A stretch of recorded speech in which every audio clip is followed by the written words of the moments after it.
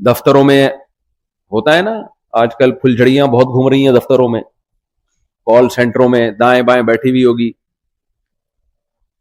آپ سے دوستی کی کوشش کرے گی, آپ دوستی نہیں کریں گے تو ناراض ہو جائے گی وہ.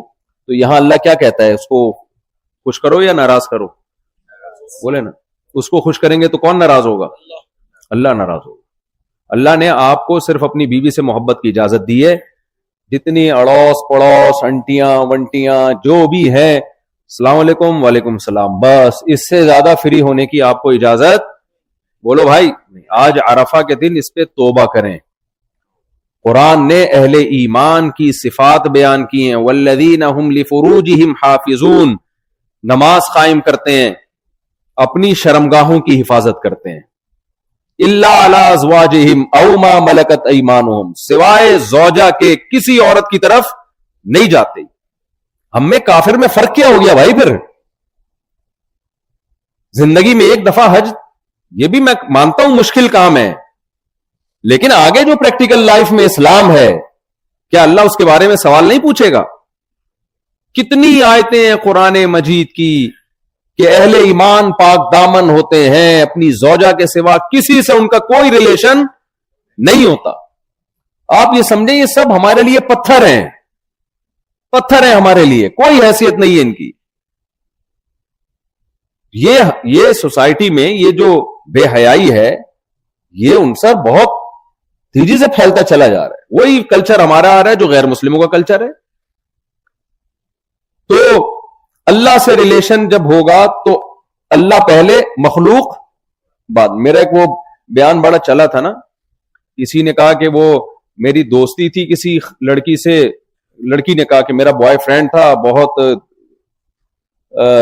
تعلق تھا, پھر مجھے اللہ نے توبہ کی توفیق دی تو میں نے اس کا نمبر بلاک کر دیا, اب وہ مر رہا ہے, خودکشی کی دھمکیاں دے رہا ہے, میں بہت, مجھے اس پہ ترس آ رہا ہے, اس کا کیا ہوگا؟ میں نے کہا اس کو آپ مرنے دیں. کھمبے میں بتا دیتا ہوں کراچی میں کون کون سے کھمبے ایسے ہیں جہاں چپک کے مرنا. ویسے تو ہر کھمبا جب آپ قریب سے گزریں گے وہ اپنی طرف بلا رہا ہوگا, آؤ. بارشوں میں ایسا ہی ہوتا ہے کہ کھمبے خود آگے بڑھ کے آپ کا استقبال کرتے ہیں. مرنے دے بھائی اس کو. مفتی صاحب مجھے گناہ تو نہیں ہوگا وہ اگر مر گیا؟ نہیں نہیں, آپ کو گناہ نہیں ہوگا, آپ کی جان چھوٹے گی ایک عذاب سے, جان چھوٹے گی. یہاں اللہ کو خوش کرنے کے لیے مخلوق کو ناراض کرنا لازم ہے یا نہیں ہے؟ یا ہم یہ نہیں ہے کہ اس کا دل ٹوٹ جائے گا اور وہ کیا ہو جائے گا, ہو جائے بھائی. اللہ نے حلال اور حرام ریلیشن میں فرق رکھا ہے, حرام کی طرف نہیں جانا ہم نے. تو اللہ کا حق کیا بتایا, جلدی جلدی میں سمیٹتا ہوں بات کو. سب سے پہلے اس کے ساتھ کسی کو شریک نہیں کرنا. ہم صرف یا اللہ مدد کے قائل ہیں, اللہ کے سوا کسی سے مدد نہیں مانگنی ہم نے. یا ایھا الناس انتم الفقراء الی اللہ, اے لوگو تم سب کے سب اللہ کے در کے فقیر ہو. اللہ نے لفظ بھی دیکھیں فقیر استعمال کیا. ہم کروڑ پتی ہوں, ارب پتی ہوں, ہمارے اکاؤنٹ میں اربوں روپے پڑے ہوئے ہوں, لیکن اللہ ہمیں فقیر کہتا ہے. آپ کہہ سکتے ہو اللہ یہ ہم کیسے فقیر ہو گئے, ہماری تو اتنی لگژری لائف ہے, 1000 گز کے ہمارے بنگلے ہیں, اتنی بڑی بڑی ہمارے پاس گاڑیاں ہیں. تو اللہ دیکھ رہا ہے, اس کے باوجود اللہ کیا کہتا ہے, فقیر ہو. کیوں فقیر ہو بھائی؟ اللہ کے سامنے فقیر ہو. اللہ چاہے گا سیکنڈوں کے اندر سب ختم ہو جائے گا, اس کی طرف سے بھیک میں ملا ہوا ہے تمہیں یہ. تو اس لیے مانگنا کس سے ہے بھائی؟ اللہ سے. تو اللہ کے حقوق میں پہلی بات تو یہ.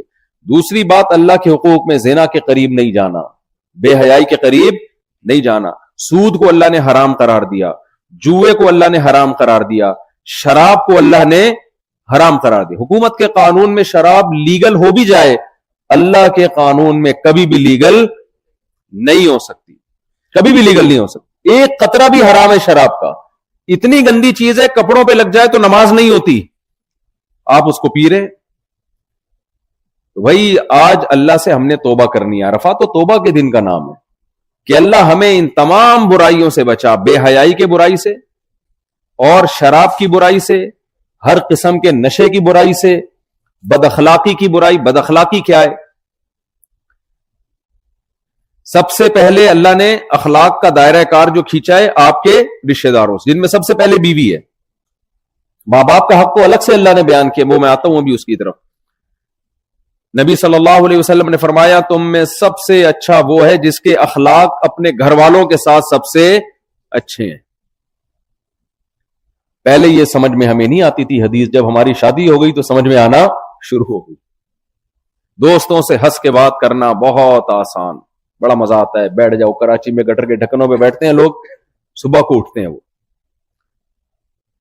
ہوٹلوں میں جا کے دیکھا ہوگا، چائے کے ہوٹلوں میں پوری پوری رات ہاں ہاں ہی ہو چلتا رہتا ہے، گپیں چلتی رہتی، کوئی رپورٹ نہیں آتی کبھی کوئی جھگڑا ہوا ہو. بہت کم، کوئی بہت ہی سال میں ایک آدھ دفعہ کوئی جھگڑا نظر آئے گا. گھر میں جب آتے ہیں تو ایسا لگتا ہے جیسے چنگیز خان نے دوبارہ سے بغداد پہ حملہ کر دیا ہے. تو بھائی اخلاق کا جو سب سے پہلا اللہ نے اخلاق ظاہر کرنے کا حکم دیا ہے وہ کس کے سامنے؟ اپنی زوجہ کے سامنے، اپنے بچوں کے سامنے. ہم نے بڑے علماء سے سنا ہے کہ بچے جس باپ کو چاہیں کہ وہ گھر میں رہے، اس کا مطلب وہ کامیاب باپ ہے. اور جس باپ کے بارے میں چاہیں کہ یہ گھر میں نہ آیا کریں، فل ٹینشن بن کے آتے ہیں یہ، ٹھیک ہے نا، تو وہ کامیاب باپ نہیں ہے.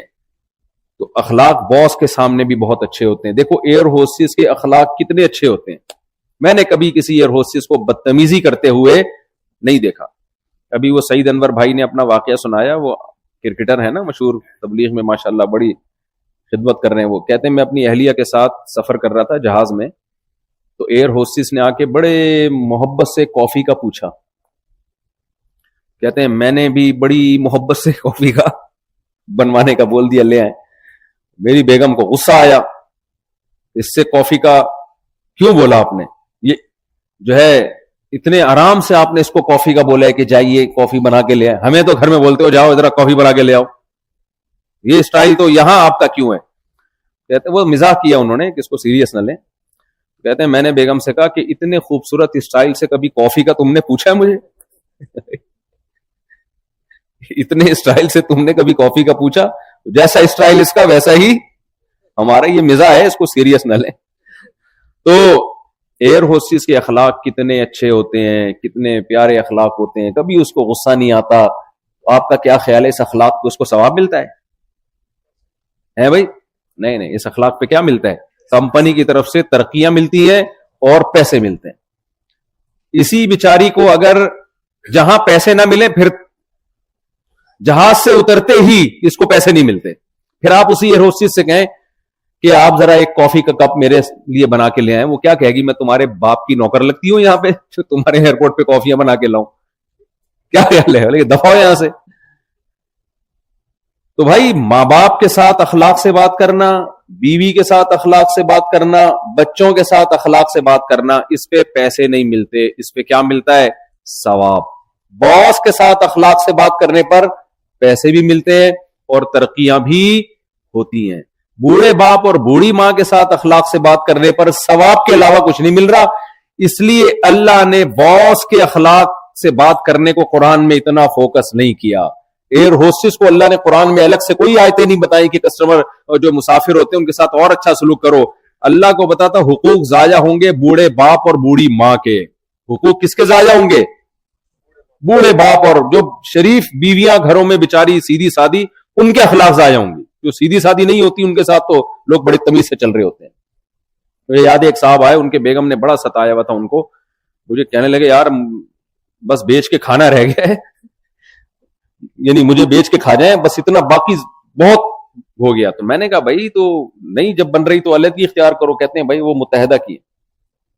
میرے سالے کس کے، اس زمانے میں بڑا زور تھا متحدہ کا، یعنی متحدہ کیا نہ میں چھوڑ سکتا ہوں نہ میں رکھ سکتا ہوں، دونوں طرف موت ہی موت نظر آ رہی ہے. میں نے کہا پھر لائف کو انجوائے کرو. پھر میں نے کہا کہ ضرب الحبیبی زبیب، عربی کا ایک مقولہ ہے، محبوب کی مار کشمش کی طرح میٹھی ہوتی ہے. میں نے کہا کھاتے رہو مار کے.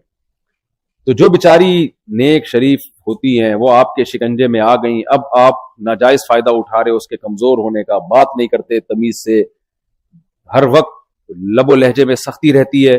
تو اس لیے اللہ تعالیٰ نے ماں باپ کا حق بہت اہتمام سے بیان کیا، اپنے حق کے بعد ماں باپ کو بیان کیا اللہ نے. وَوَصَّيْنَا الْإِنسَانَ بِوَالِدَيْهِ، اور اللہ نے فرمایا وَقَضَىٰ رَبُّكَ أَلَّا تَعْبُدُوا إِلَّا إِيَّاهُ، تیرے رب نے فیصلہ کر دیا ہے کہ اللہ کے سوا کسی کی عبادت نہیں ہوگی.